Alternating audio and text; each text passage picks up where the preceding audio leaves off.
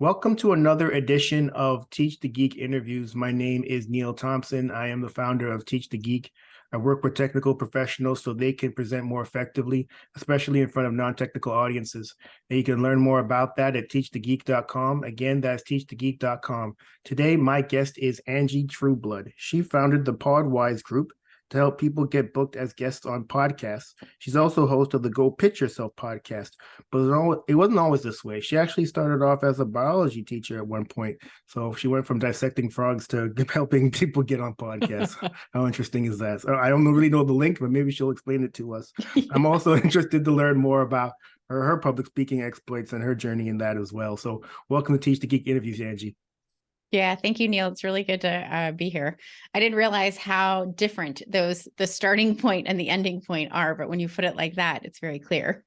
Well, you know what's really interesting, Angie, is when even with this whole podcast and YouTube channel, it's always interesting to speak to people like yourself who start off in one place and end up somewhere entirely different. But I mean, from the bit of research I did on you, I saw that you got a degree in biology. So what was the motivation to get that degree?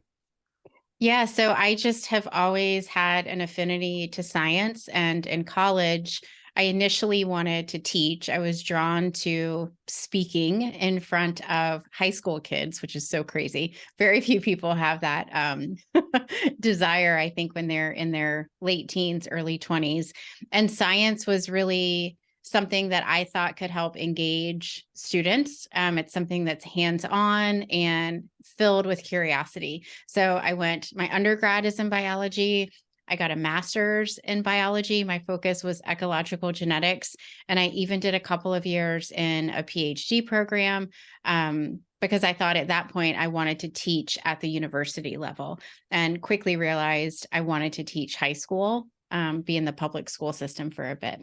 Interesting. So yeah, you mentioned ecological genetics. What is that? What does that mean? Yeah, so my master's project, my thesis, was studying different populations of striped bass in Virginia. I'm based in Virginia and North Carolina, to see, oh my God, this is so nerdy, to see where the various geographic populations, how they differed in their DNA structure. So it's really a way to kind of look at the evolution of different ecologies based on data that you can pull from DNA. When I was in grad school at University of Miami, I started studying beach mice to look at how geographically separated populations of beach mice had started to change genetically. So yeah, you're really pulling it out of me. Man, you're in the right podcast. It's called Teach the Geek. Good Lord. Such a nerd. I'm proud of it. Whatever. Like, wow, I thought I was dirty. No, I think you're the queen of that. I gotta take a step down. You mentioned, Angie, that you started a PhD, and we actually have that in common. I actually started a PhD as well, but I dropped out after the first year because I was 2 years. Oh, really? After the first year? 2. Oh, well, you lasted 2, so you got me beat there. I got you. What was yours in? Biomedical engineering. Oh, yeah. So I dropped out after the first year, and I don't regret it though. I mean, when you go for a PhD, you really have to know why you're there, because you have no clue as to how long you're going to be there. I mean, typically, with an undergrad, you can finish that in 4 years. But with a PhD, you finish when your advisor and your committee decides that you're done. And depending on the field that you're in, it could be 4, 5, 6. I've even heard about people being in grad school for 8 years. That's a long time to be broke. Yeah, no kidding. And I studying the beach mice, I mean, my sites were field sites. So they were in the sand dunes. I'm like, if a hurricane comes, it could literally wipe out an entire field site that I had, and I would have to start over. So there was also the variable in collecting the data. And actually, I decided to quit a little bit after 9/11. That kind of really hit me as, is this what I want to be doing? Is this exactly where I want to be? So it was kind of a reckoning personally, I guess, for me at that point. All right. So now you're a PhD dropout. What was next for you? I know. It's so good to meet you. So yeah, you drop out of your PhD program after 2 years. What was next for you? So I came back home to Virginia. I was in Miami, so that's where I had been for 2 years, and I came back home and taught high school for a couple of years. And talk about being broke. I was surrounded by friends that had gone to college with me, and they were in accounting and business. We were all single in our 20s, and they were making money and able to buy, small starter homes. And as much as I loved teaching, I kept thinking, how am I going to afford, just the basics of buying a house one day? And I had a assistant principal who worked with me because I thought about going back to school to study administration to kind of go up the ladders in public education. She basically told me not to. She was like, girl, this is a lot. And I have mad respect for teachers. My husband's an administrator. It just wasn't a path that I saw me having the potential to grow. And a friend recommended that I look into pharmaceutical sales because of my science background. I had taught, so there was that public speaking, being really comfortable interacting with others and those interpersonal skills. So I ended up joining a pharmaceutical company, and I did that for almost 10 years. I liked the interaction with the physicians, but there was so much downtime in between sales calls. That was the biggest struggle for me, was not having enough like really scientific discussions to kind of wet my whistle with that job. But I mean, I did it for 10 years, so it wasn't horrible. Well, yeah, I mean, if you're going to do it for 10 years, hopefully it wasn't horrible the entire time. Yeah. Yeah. No. When you were talking about the friends that you graduated with and they're able to buy homes, it reminded me of a story when I was still in the PhD program. So I came home, I think it was for Thanksgiving, and I went to one of my friends had a condo by that time, and I certainly had no condo. I didn't have a pot to piss in. No. But he had a condo, and he had friends over, and they were playing poker, and I couldn't play. I had no money. So I had to sit there and watch all these guys play poker. These weren't accountants; these were engineers. So they're making some good money. Working at IBM and Microsoft, those type of companies. So they had money to burn, and they're also young guys, single, no kids, no married, no wives or anything like that. So they can spend the money however they want. I just remember thinking to myself, man, this whole PhD thing, this ain't it. Well, I didn't have perspective. I think, we're not going to go into all of our backgrounds and stuff, but like growing up, I didn't really have the perspective when I went into college and went into grad school about the actual paycheck and like the importance of having financial freedom and independence. So, I think looking back, there's all these different careers that I wish I would have even known existed when I went to school. Yeah, I mean, when I even started graduate school, this is only now I realize it's all these years later, but there are so many people who actually get the PhD. So they're, unlike me, they lasted more than the year. But then there aren't enough jobs to satisfy or to supply to the people who want to stay in academia, for instance, because a lot of the people who get these PhD programs, they're thinking they want to be professors at the university level. But as I said, there's not enough jobs for them. So now they're a bit disillusioned as to, I spent all this time in this PhD program to get a job that's not there for me. So now what do I do? And they have this existential crisis. And I've actually spoken on this podcast to a number of people who eventually found their way and now are doing things that they wanted to do. But eventually, at one point, they're trying to figure out, I was in this program for several years, and now what do I do with this degree? And does industry even want me with this degree? I spent all this time studying this particular thing, studying fish in North Carolina and Virginia. In Virginia, what the hell can I do with this? I mean, it's true though. And so much when you go to school for that long, so much of your identity is wrapped up. I mean, biomedical engineering, you're brilliant, and it's figuring out, okay, but what's my next step? So there's definitely a figuring it out period for sure. Yeah. Okay. So now you were a high school teacher for a couple of years, and you were in pharma sales for about a decade, and then you decided to get into podcast guesting strategy. So, not directly, but eventually you founded the Podwize Group. So, what was, I guess, the motivation to do that? Yeah. Well, I eventually quit my job when I had kiddos. So at that time, I had a 2 and a 4-year-old when I left pharma, came home. I wasn't in a position to where as a family, I needed to have some income. And so I transitioned actually with a direct sales company, which I feel like a lot of women, that's kind of the leap that they take into entrepreneurship. It's kind of that Band-Aid. And it allowed me to make income without having to run my own business and do all of it. But I started becoming aware of the online business space, courses. So I ultimately started well, I won't even call it a company, but I started a business called Meal Planning Mama, where I had an online blog and I created a course to help other moms learn how to meal plan. And this is something I think I take back from teaching science. Like, I have a knack for simplifying things that other people find complicated. So I just have a very analytical, let's just break this down and make it simple. When I made that course, I started pitching myself to be a guest on podcasts and to connect with local news anchors. And I started landing coverage. And then other friends that I had networked in the business space started asking, how did you get that interview? How did the news come to your house? And so I realized the things that come naturally to me, that I have no inhibitions about reaching out to someone, do not come naturally to many other business owners. And so I started it as a freelancer really back in 2017.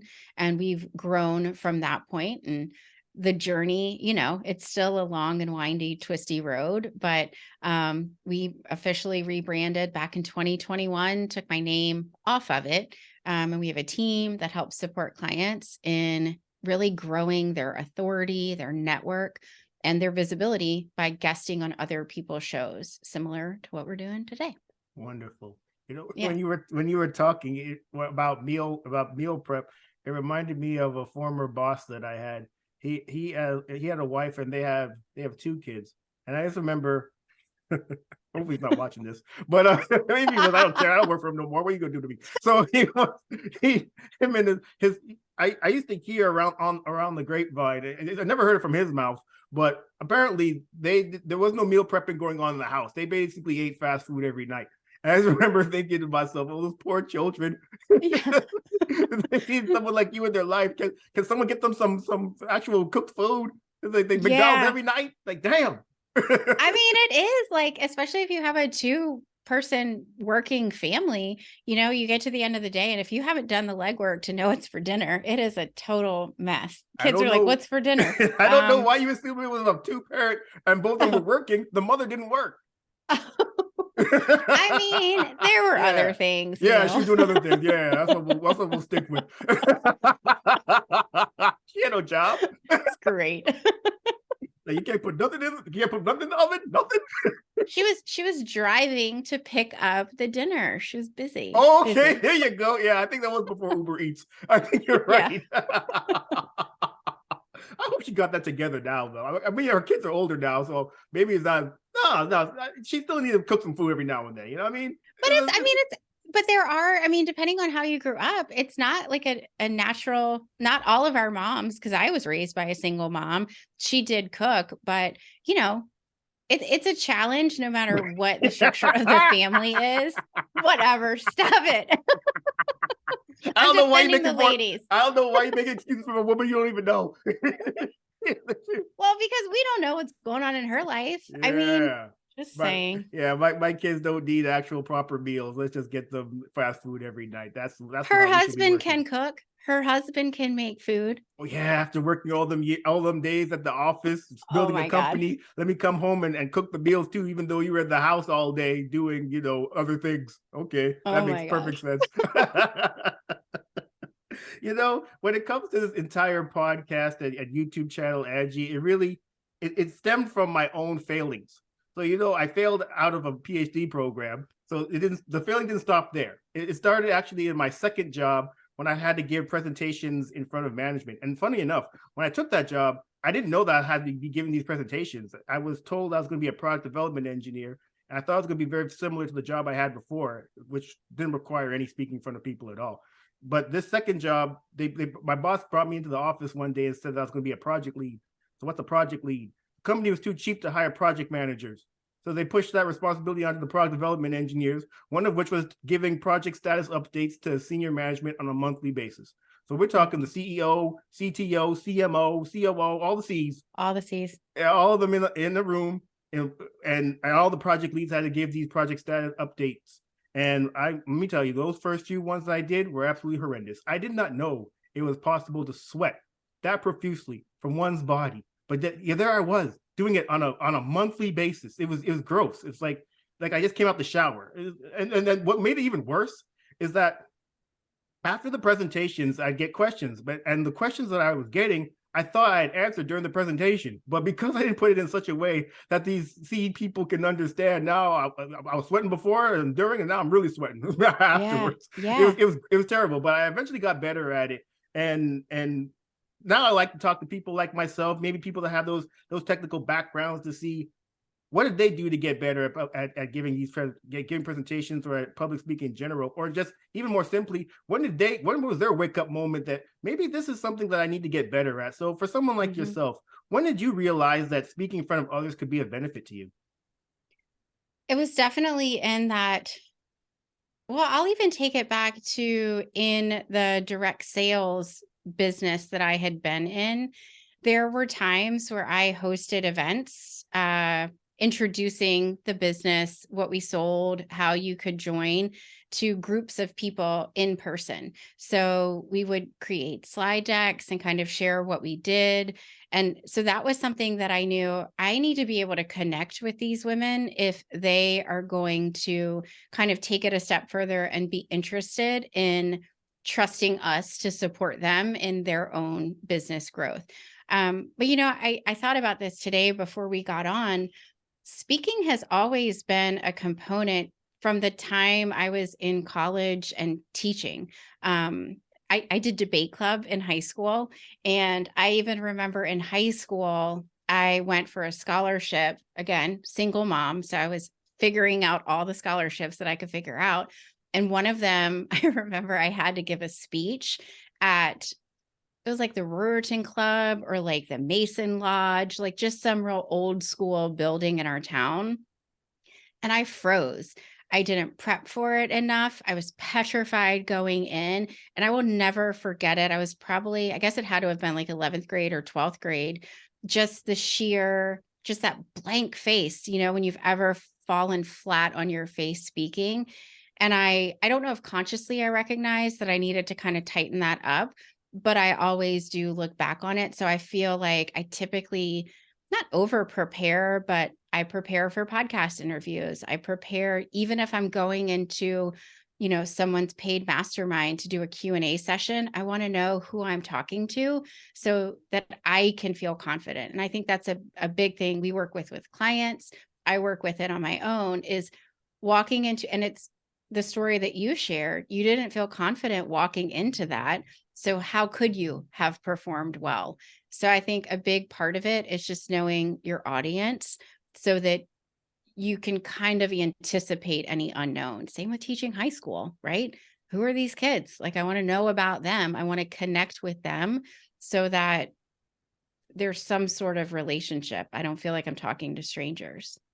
I think it's smart that you saw the benefit of preparing before you go into any situation. I actually have a friend, and he makes fun of the fact that I practice my presentations before I give them. He's more of the, I guess, wing it type of people. But at least I've sat in on him giving presentations, and you can definitely tell the difference between practicing and not practicing. Because when you don't practice, it just comes out. The words just come out as they do. And when that happens, they don't necessarily come out in the best way or the most useful way.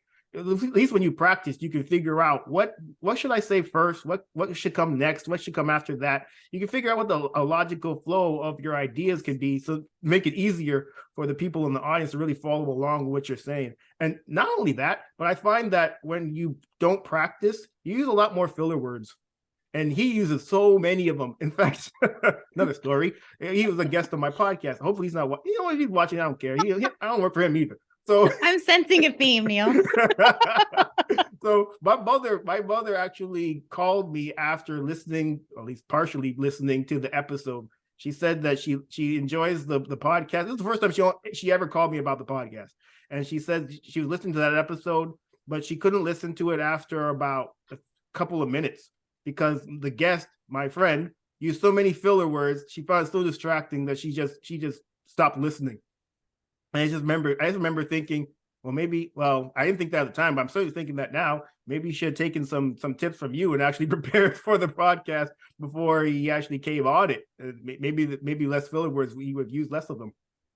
Yeah, I mean, I think even as a podcast host, I feel like there was a time a couple of years ago where hosts would say, "Oh, it's just a really casual conversation. We're going to see where it goes," which is great. And that, you said that also, like it's conversational, but you know the direction that you want to take the show in as a host who's either creating solo content or interviewing someone.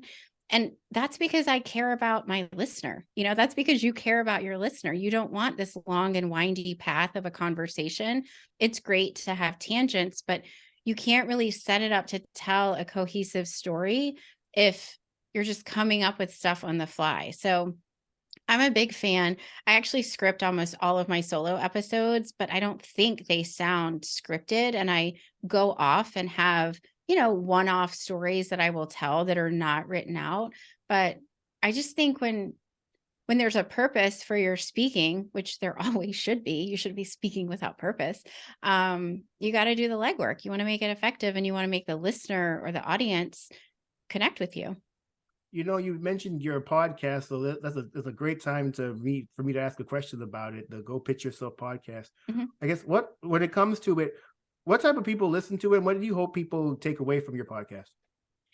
The people that listen to it are ones who are interested in guesting on other people's podcasts. So they're typically business owners who are looking to grow their visibility. They are authors who know the benefit of creating buzz when their book comes out, to creating thought leadership. So there are people who typically have a business and are starting to step into higher levels of visibility, higher levels of thought leadership.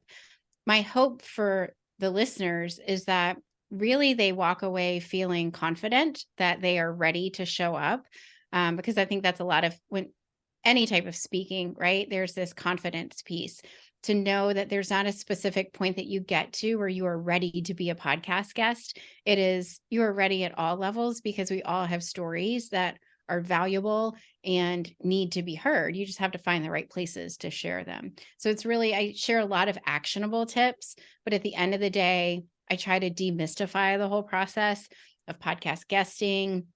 We're stepping into podcast hosting a little bit as well. And I just want people to walk away from it feeling more ready, more confident to share their voice, because my goal is that we see, a bigger diversity of voices in this world. And the only way that we can do that is by normalizing it.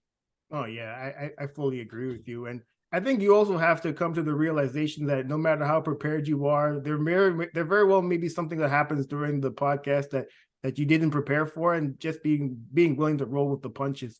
And Totally. And once you do that, you can really have fun with it. But then I guess in another vein, the preparation is really important, because you're on that podcast most likely to talk about what you're an expert in, and you really want to let that expertise shine. And hopefully the host asks you questions in which you're able to do that easily, because sometimes they may very well ask you questions where it might not be that easy, and you might have to try to find ways to make it so that your expertise shines, and then it's not as enjoyable that way. So hopefully, at least for the people that have been on my podcast, that hasn't been an issue for them. But if it has, I mean, they haven't said anything, and maybe that's a good sign. Well, I guess we'll never know unless they say something.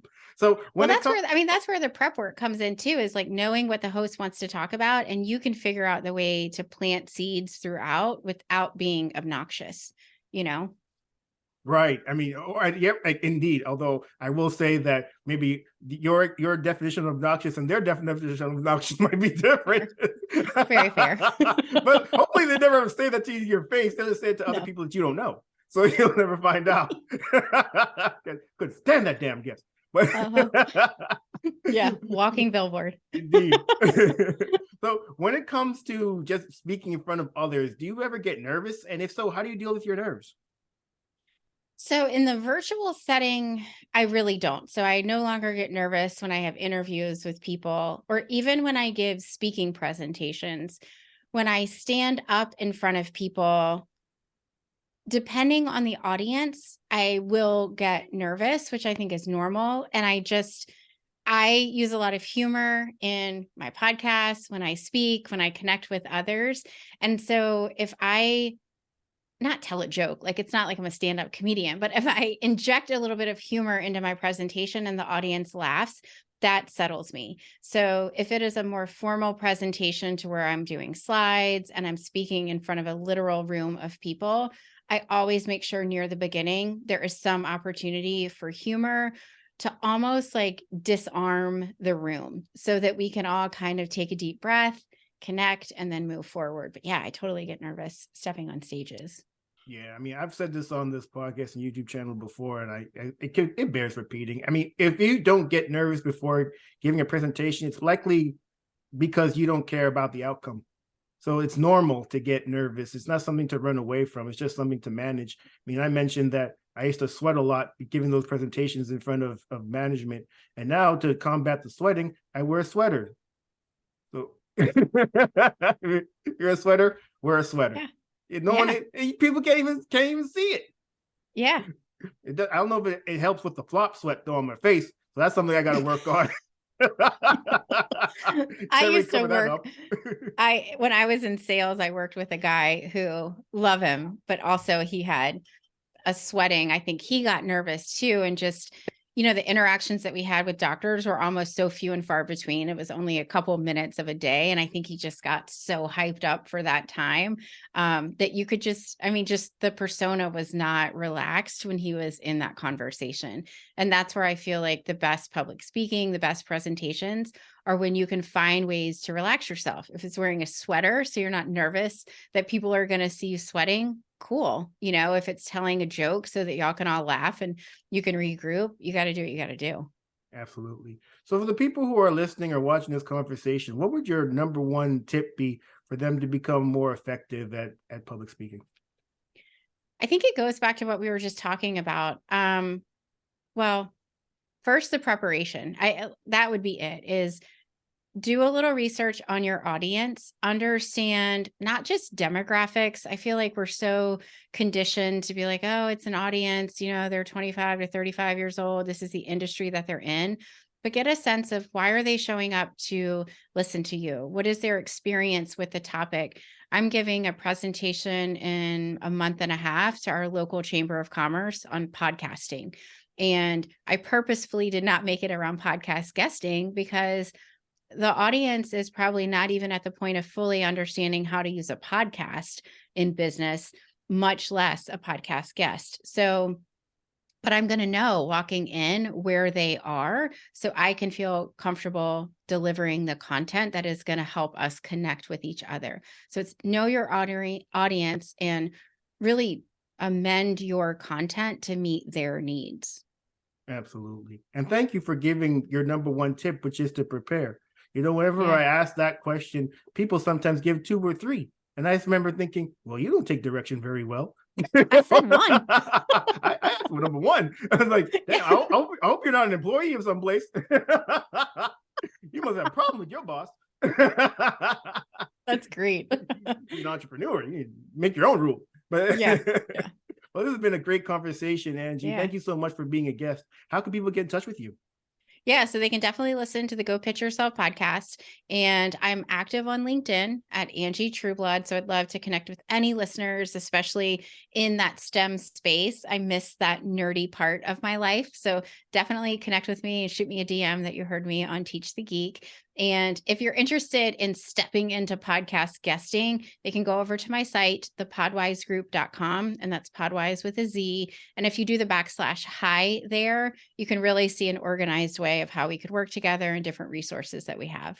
Excellent. Well, everyone, that marks the end of another edition of Teach the Geek interviews. My name is Neil Thompson, founder of Teach the Geek, and you can find out more about it at teachthegeek.com. Again, that's teachthegeek.com. Until next time, take care and stay safe.